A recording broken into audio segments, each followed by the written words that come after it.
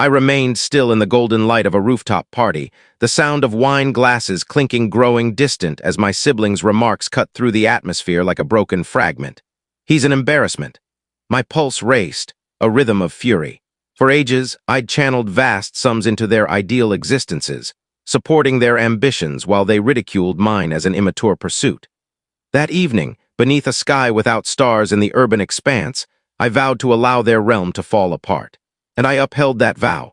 My name's Elias, I'm 31, and I've constructed a virtual empire from scratch. Animated designs, logo sets, and clip patterns that generate more in a single month than my relatives' legitimate professions ever have. But to them, I'm the disappointment, the person who tinkers with machines. Our family residence was a shrine to success. My elder sister, Nora, shone brightly, her building qualifications showcased like a trophy. My junior brother, Julian, was the programming prodigy, releasing applications by age 23. Then there was me, sketching in notebooks, immersed in ideas they couldn't comprehend. "That's nice," Elia's mom would comment, her tone as stinging as a minor wound. "But what's your real plan?" Dad was more direct. Artists end up pleading for handouts. I attempted their path, started finance studies at 19, endured sessions on economic patterns while my spirit yearned for a digital pen. I quit after 4 months. Family meals turned into grillings. Nora would boast about her city development initiatives, Julian about his software presentations, while I shifted roasted vegetables on my dish, their criticism weighty as soaked fabric. "You'll discover your direction," Dad remarked once, his palm firm on my arm as if I'd failed an exam. By 22, I was in a chilly apartment with my companion, Zoe, handling shop work and record store duties. Days involved stocking albums, evenings hunched over a damaged computer, mastering motion programs. I dozed to the hum of processing documents, my vision sore from bright screens. My relatives?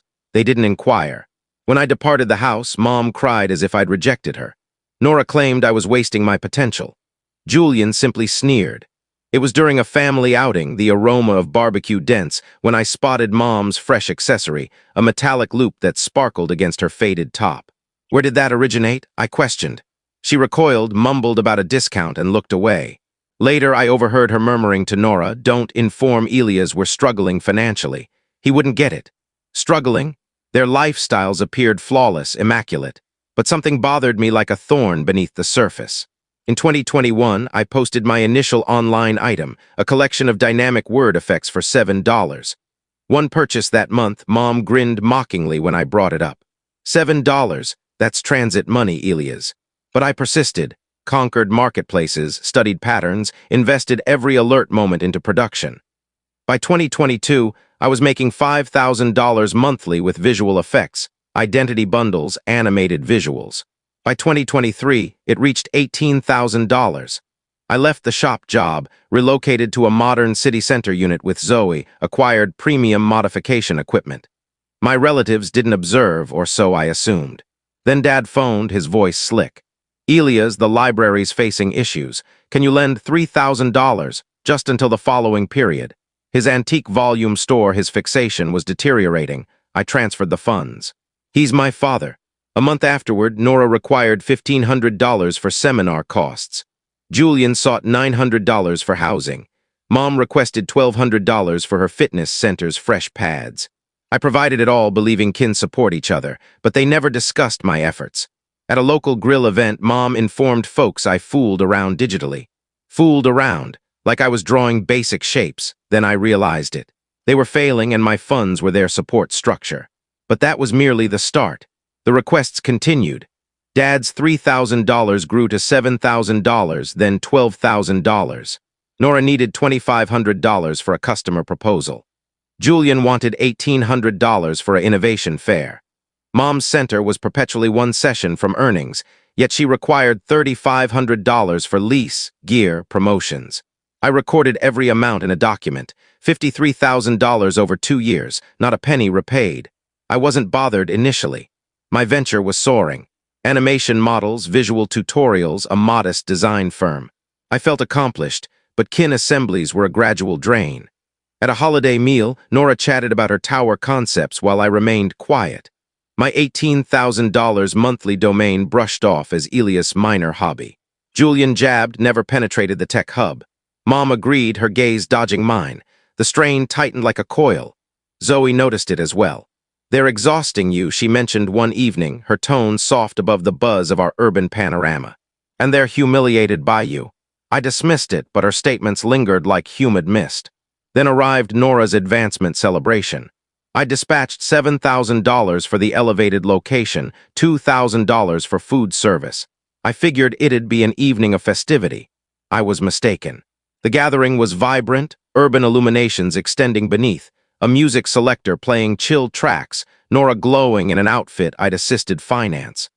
I rested against the counter, getting Zoe's beverage when I overheard it. Nora chuckling with her superior, Margaret, a lady in a soft wrap who radiated affluence. "Elias. He handles internet rubbish," Nora stated, her voice laced with contempt. "Not a genuine occupation, just artistic rubbish. Frankly, it's humiliating." My respiration halted. The horizon faded. Margaret laughed. "Every kin has an idealist." I desired to fling the beverages, yell that my rubbish financed their illuminations, their seafood appetizers. Instead, I seized Zoe and departed, my core pounding like a deep rhythm. At residence, I accessed my document.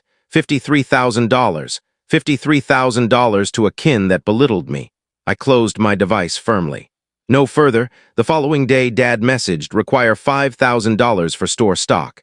Essential." I disregarded it. Mom phoned, pleading for $2,500 for the center. Message left.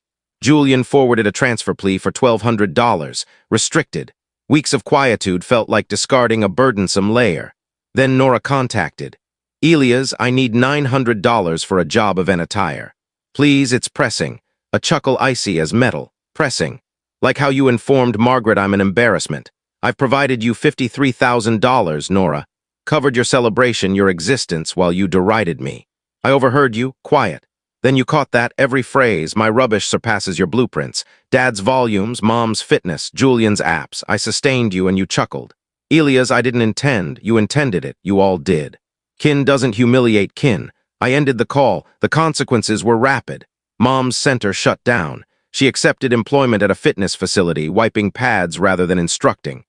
Dad's volume store failed financially. He auctioned his unique copies to survive. Julian forfeited his apartment, relocated back, handling overnight work to settle obligations. Nora's celebration became a subdued meal, no extravagance, no attendees. They implored, dispatched messages about kin ties. I didn't falter. Then the true surprise struck. Nora was expecting, no employment, no coverage, squeezed in Mom and Dad's small lease. Julian phoned, voice cracking. "She requires assistance, Elias, health expenses." "The infant, please." I ceased inhaling. "An infant, my relative's child. I could cover it. I possessed the funds." But I recalled Nora's mockery, Mom's fooling around remark.